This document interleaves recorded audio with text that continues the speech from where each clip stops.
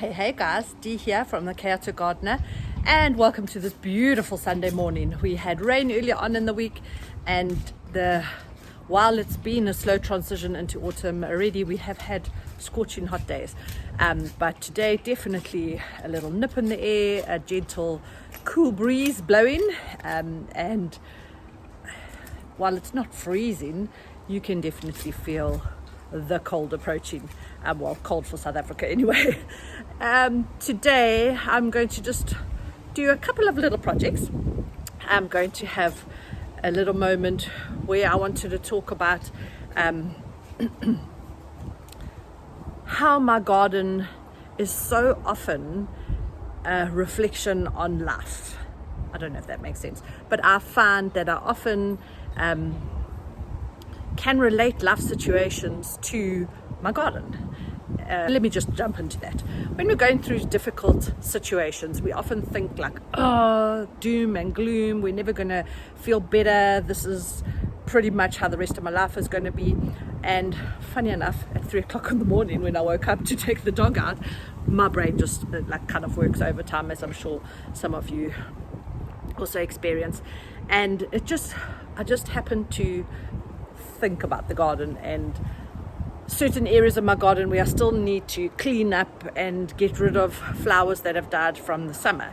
And those are obviously going to be dug out or pulled out, chopped down, whatever, and either left to lie where they are so that they can be composted in that soil, or they're going to go onto the compost heap. And it just got me thinking that actually those flowers, while they are dead to us visually, we don't see the pretty blooms anymore, and they're not giving us that feeling of beauty, they are still going to serve a very significant purpose. So we're going to cut those flowers down and we're going to plop them onto the compost heap, and they are going to break down, obviously. And all those nutrients and good things that are still inside of them are going to go into our compost heap, and we're going to use that at a later stage to replenish our garden beds. So it just got me thinking about how does that fit into our lives. So when we're in a negative, horrible situation and we feel like there's no hope and everything is just bad and rotten, don't give up hope, because we're going to hopefully get to a point where we can cut down that negativity, where we can take it away out of our lives and we can add it onto our lessons that we've learned, and we can grow ourselves from that. And then after a while, hopefully we blossom and we grow back into beautiful flowers. So just like those flowers that we've cut down and put onto our compost heap, give nourishment to the soil again, so that the next season we can plant new seedlings and get new beautiful flowers to look at and to cut and to beautify our lives with. Hopefully the same will be true for us. We cut down whatever has been negative and hurting us, and we take it out of our lives, but we don't forget about it. We use that information and that knowledge that we've gained from that negative situation to grow who we are as human beings and to make ourselves stronger and better. And then the next season, hopefully, we are beautiful and flourishing flowers again. So that came to me at 3 o'clock one morning this week, and I thought I would just share that. But today I want to show you and chat about leggy seedlings. So as you know, I have been battling, I have mentioned in previous videos that I have been battling with sowing little seedlings that seem to be better at the beans and the peas and the pumpkins, the bigger seedlings. I bought myself a little grow homey thing, whatever it's called, capsule, which is in the front of the garden. We're going to go and collect it now, and I planted up seedlings in there, beautifully labeled, and I was so excited because it has a humidity dome and it was all going to grow. I left it outside and kept it watered, thinking that it was still warm enough and that the seedlings would grow. 2 weeks later, still nothing had sprouted. So in my frustration, I took out those labels and I reseeded differently, silly me, and I didn't relabel. But anyway, 2 weeks later, Still nothing had grown. And then troubleshooting 101, I decided to bring the pod inside and leave it on the dining room table where the air temperature is obviously more consistent inside the house than it is outside. And I put it under the dining room light, which is not on all the time. It's a significant amount of light that comes kind of through the dining room window. But anyway, some seedlings sprouted. I was giving up hope again, and I walked past it one day this week as well, and lo and behold, I had seedlings. However, these seedlings are what we call leggy. So let's go look at the leggy seedlings. I have taken some of my seedlings that I have planted, and I need the little containers so that we can plant up the leggy seedlings. So I have decided in my old strawberry bed I am going to put the other seedlings. I think they're pak choi or cauliflower, one or the other. Terrible labeling system. And I'm going to use this as their little nursery, so to speak. So we shall see how these pan out. So there we go. We have a little nursery going. I have a feeling these might be cauliflower. Here we have the leggy seedlings. So leggy means that they've got extremely long stems like these, and this has happened because the light that I was using was the dining room light, which was obviously in the ceiling, so they have been reaching up towards that light. And I should have planted them out during the week, but I wanted to show everybody what a leggy seedling looked like. So here we have a little seedling that has popped out. I think these are peas actually, so I'm going to put these into the garden. This is nice, and excuse Venus in the background, she's noticed the dog next door, so she's just having a little chat. It's kind of stout, so it's going to now grow from there a lot stronger.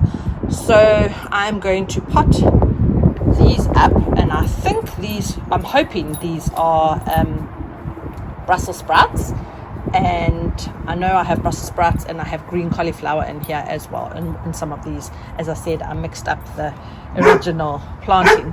I would be very happy if I get either or of those there.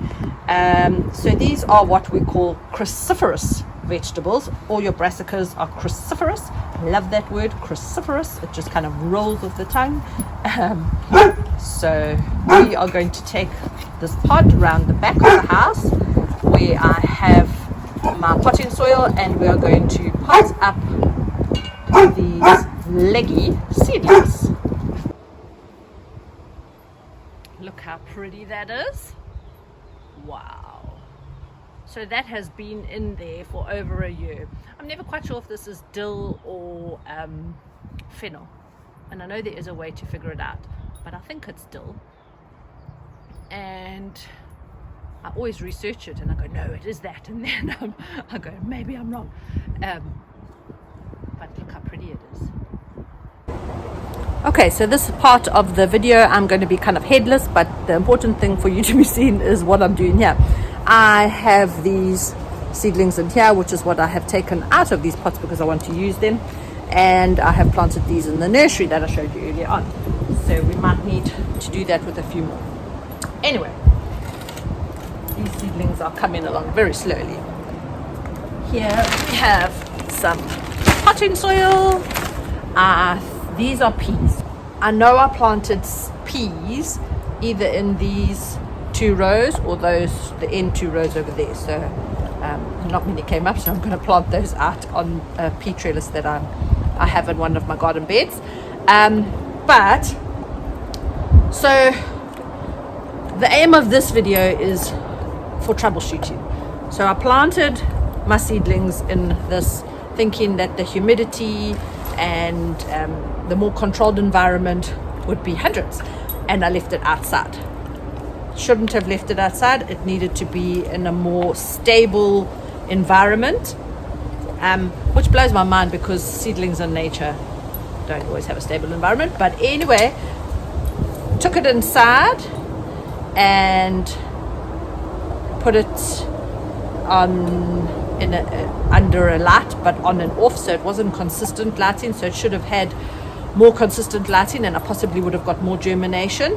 But the temperature, the consistent temperature did make a difference, but the lighting was too high up, so my seedlings became leggy. So researching this now, we can try and save these by planting them up, and my understanding is, I'm just going to pop these out and separate them. My understanding is that we plant them up, so we're strengthening the stem by putting them quite deep into the ground or into the pot. So that's why I wanted these little pots, so that they could go a little bit deeper than the little black seedling trays.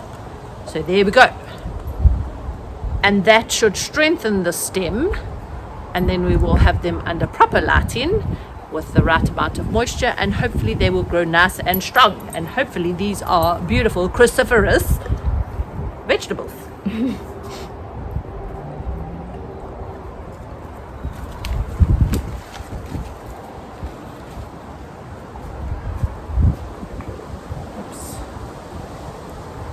All those that I took out.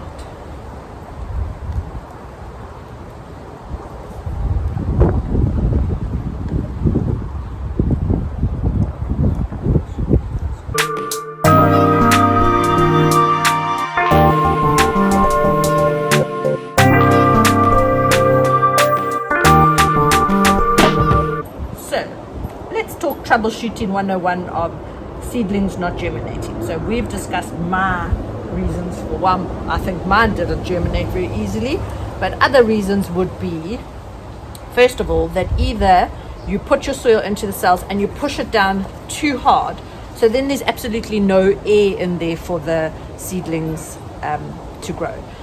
Another reason with putting soil into your cells could be that you don't compact it enough. So when you put in, I've seen gardeners, when they put the soil in, they just gently tap it on the top, and then it kind of compacts it just enough, because you don't want too many air pockets in there, and then the seedling won't have anything to grip onto, if that makes sense.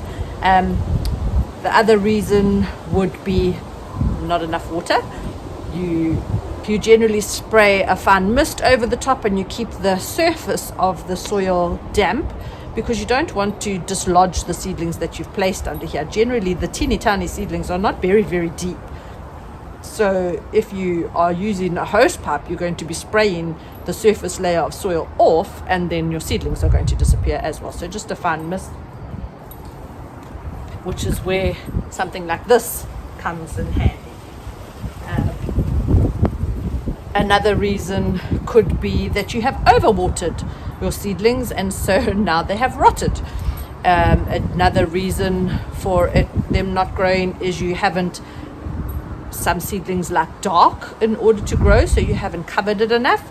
But there again, a lot of those teeny tiny seedlings don't like to be buried too deep.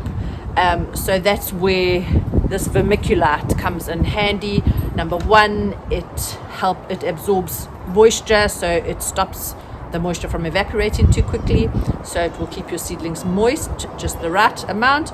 And number two, it's just a very fine layer that you put over, so for those seedlings that like to be covered, they won't be buried too deep. And then obviously temperature. Your seedlings need warmth in order to grow, and again, I suppose a consistent temperature makes all the difference. And then another reason would be that they haven't got the right amount of light. So all of those could be things that you need to troubleshoot in order to find out why your seedlings are not growing. Sometimes your soil could also get a disease in it, I suppose, and that might also be why your seedlings don't grow. So lots to consider. When people and then people say, oh, growing seedlings is so easy, you just, this seed is so easy to grow, it's so easy to grow this flower from seed, and I'm like, what? I can't get anything to grow from seed. Anyway, I did get something to grow from seed.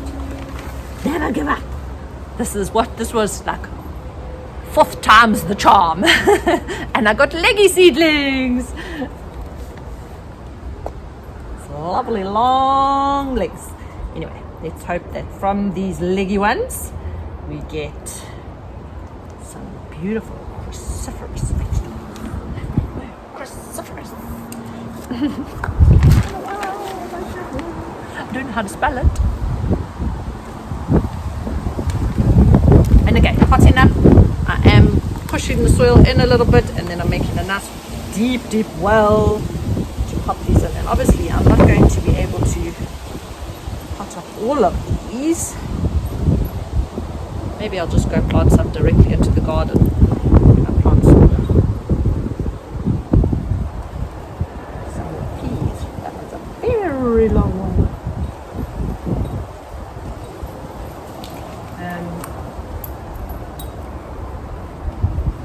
I hate the thought of having seedlings and then I'll chuck them all away.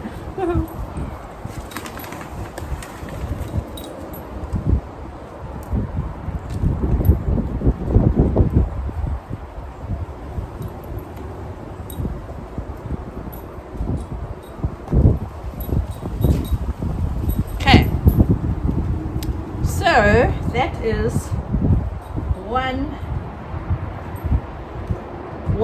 2, 3, 4, 5, 6, 7, 8, 9. Oh, 10 new little seedlings that I have potted up here, and they will be in a controlled environment. I do think I'm going to take these and I'm going to find a spot for them in the actual garden. I'll be able to bury them much deeper and we'll just see what happens. It's in my opinion better to try and see if we can get some food from these than to chuck them away. It kind of breaks my heart. And now that I think I know where I went wrong, I am going to try and start some flower seedlings.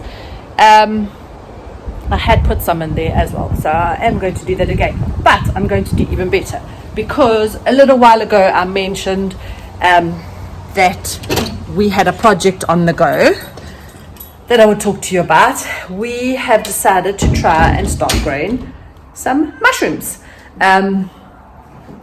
particularly lion's mane and oyster mushrooms, what we enjoy eating. And we find, obviously, we've never been able to find lion's mane here in South Africa to actually eat, but we would love to try some, so we are growing some at the moment. Anyway, long story short, I was going to show you the whole setup and all the rest of it, but we got too excited, overachievers, over eager, and we set it all up one evening this week. But also because we ordered mushroom cylindrical things from the Mushroom Network, lion's mane and a king oyster, and they arrived during the week, so we needed to get the whole system set up so that we could get them in. Anyway, we have bought ourselves a tent and a humidifier and fans and a time of the whole caboodle, except for shelves inside. So I'm going to show you what we've set up so far. We are still waiting for the mushrooms to fruit, but hopefully soon we'll be able to show you how that is turning out. So this is my son's bedroom and he is no longer living in it. Obviously he's in Cape Town. So this is the big tent, the grow tent. And we have on the side here a light that goes through one of the pouches, and at the bottom there is a fan that is blowing air in, so it's the input fan, and up at the back here, so that it goes out the window, we have a fan that is blowing the air out the window, because we don't want spores coming into the house, obviously. And then, so we still need to get a shelf, and what we have done, there's a humidifier in here, and there are our mushrooms. They do need to be up on a shelf. and not down on the floor like that. So we've kept them off the floor by putting them on those polystyrene things, but it's not ideal. So we have cut little slits in them that the mushrooms will hopefully pop through soon. And the humidifier keeps the temperature, the humidity up to 99 degrees, which is what it needs. And we eventually want to look into getting our own, starting our own actual mycelium and making our own concoctions like this. But we bought them like this to try and see like what the process is all about as we learn. So if you want to learn with us, it's going to be lots of troubleshooting, lots of yeses and nos, but a new fun adventure, I think. So that is what is going on in here. How does growing mushrooms help me grow flowers better? Well, we found that other light that's already in the tent, as you saw, but we had bought this light to go into the tent. So I am going to get it wired up, and I am going to use this for growing my flowers. So I can adjust how high it is, and I'm going to make sure that I don't get leggy seedlings. So we're going to use the trusty old dibber to make some nice deep holes rather than my finger. The soil is lovely and fluffy, so hopefully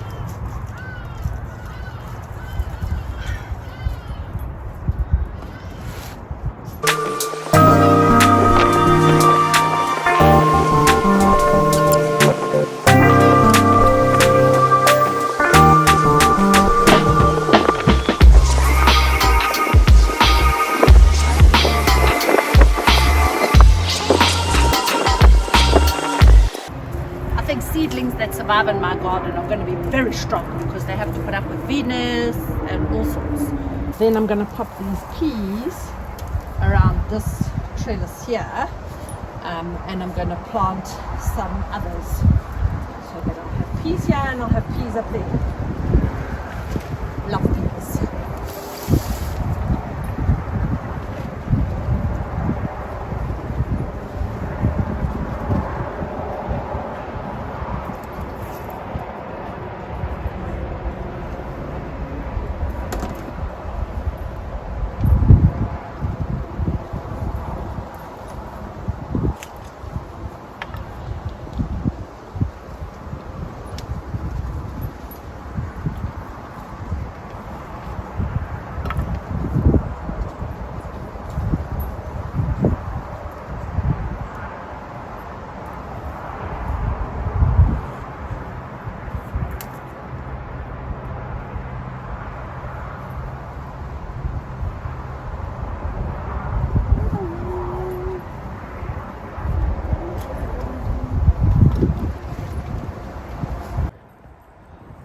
Now, I don't think it's generally a good idea to plant out seedlings before they have their first set of true leaves.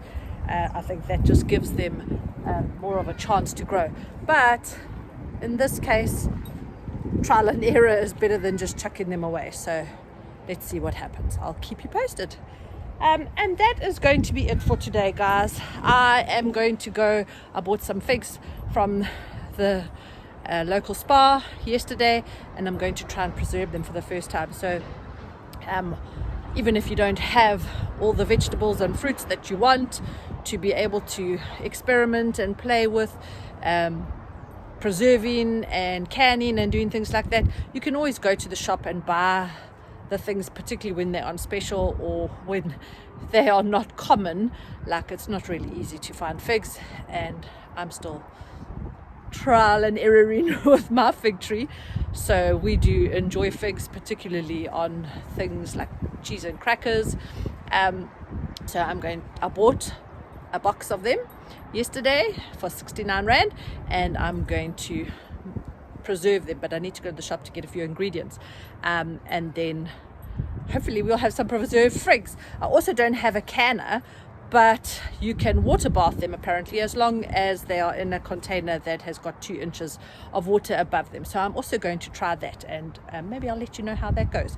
But thank you for spending the morning with me on this glorious day where the sky is just so blue, it just kind of pops. It's amazing. We truly are blessed, particularly at this time of the year. I think sun, blue skies, cool breezes, what more could one want? So if you haven't got out into your garden today and you're feeling a little bit dull and down, get up, go out, get your hands dirty, and just have a wonderful week going forward. Many blessings to you all, and thank you for spending the morning with me.